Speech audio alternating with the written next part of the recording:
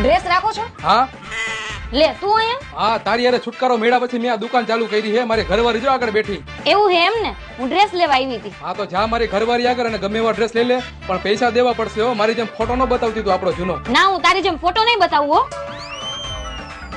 શું બતાવું? ડ્રેસ બતાવું કે કુર્તી? ડ્રેસ બતાવો ને. હાલો આ પાંચે પાંચ ડ્રેસ રાખો ને. આ પાંચેય ડ્રેસ મોંઘા હે હો. કાઈ વાંધો નહીં તમ તારે. કાઉન્ટરે મારા ઘરવાળા બેઠા હે, એમને બિલ આપી દો.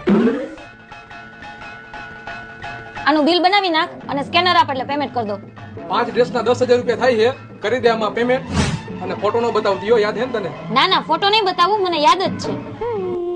હાલે જો વિડિયો.